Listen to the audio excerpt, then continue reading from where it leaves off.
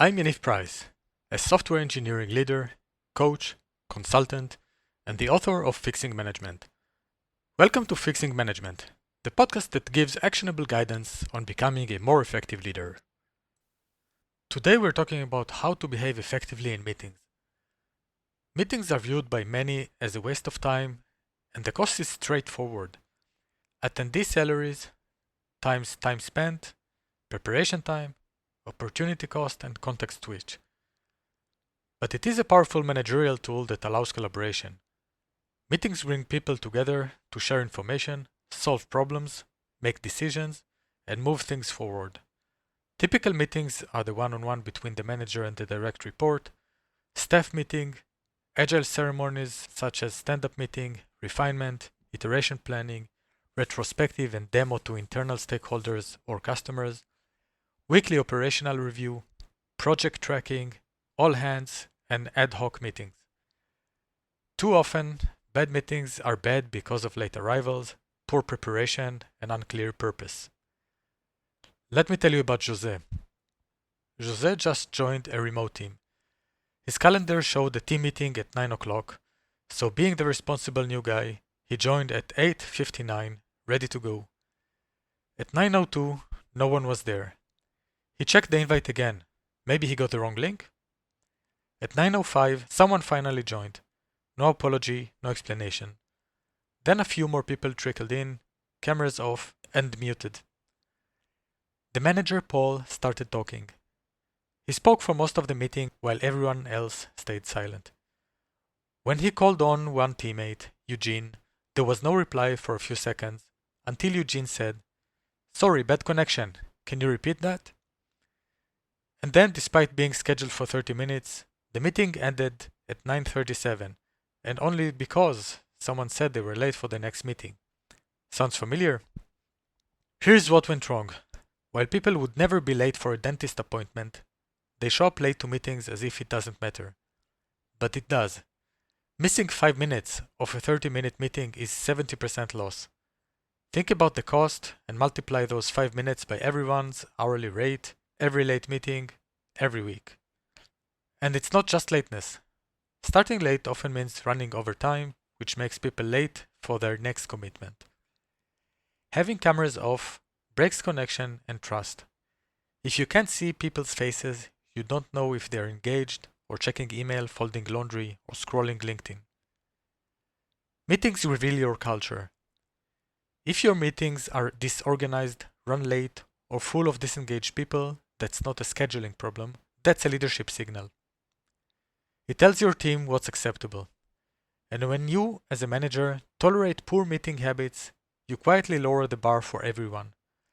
And that's contributing to people hating meetings. How to fix meetings?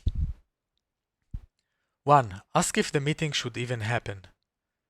Before scheduling, ask, can this be an email or a shared document instead? Meetings are expensive. They interrupt flow and forced context switch. If you can make the same decision asynchronously, do that. One-on-one meetings are an exception. Their purpose is to build trust and rapport, not to exchange information. So never replace them with anything else. 2. Always start and end on time. Time is your most precious resource. You can never have it back.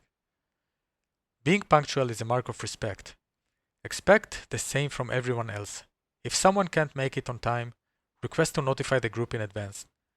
Ask people to RSVP if they are joining or not. But start on time regardless of the amount of people present. Participants will learn to join on time. When you tolerate being late, it's punishing the people who showed up on time. 3. Cameras on, attention on. Ask everyone to turn on their camera, not for control, but for connection. If someone is multitasking, they might as well not be there. Multitasking is not biologically possible. A human being cannot listen and write something else. If participants do other work during the meeting, they are not really part of it. If someone consistently doesn't contribute or gain value, give them permission to skip the meeting, which is also known as the rule of 2 feet. You have 2 feet, so use them and leave if there is no value you can give or receive. Attendance should be meaningful. 4. Have a clear agenda and purpose. Every meeting should answer, what are we trying to achieve? Discuss recent events isn't a purpose, it's a placeholder. Be specific. Is this about making a decision, gathering input, or aligning on progress? If there are several topics, capture each in the agenda with its planned start time so you can easily track during the meeting if you're running out of time. Share the agenda in advance and make it explicit when preparation is required. 5. Manage the flow. Emerging topics are probably less urgent, and you can either schedule them for the next meeting or use a parking lot, a reserved time in the end exactly for this purpose. This keeps you on track and signals that structure matters. 6. Capture action items clearly. When there are action items, end every meeting with a clear who does what by when. In the next meeting, start by reviewing those commitments. If you skip this, things simply won't happen. You can introduce it also in meetings you are not owning. When you hear a lot of we should or let's that never materialize. Meetings are not evil. They are just tools, and like any tool, their effectiveness depends on the person using them.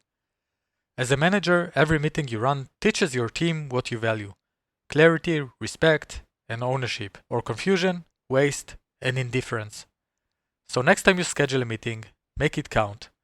That's not just meeting etiquette, that's leadership. That's it for today. Thanks for listening and keep fixing management. If you found this helpful, share it with another manager.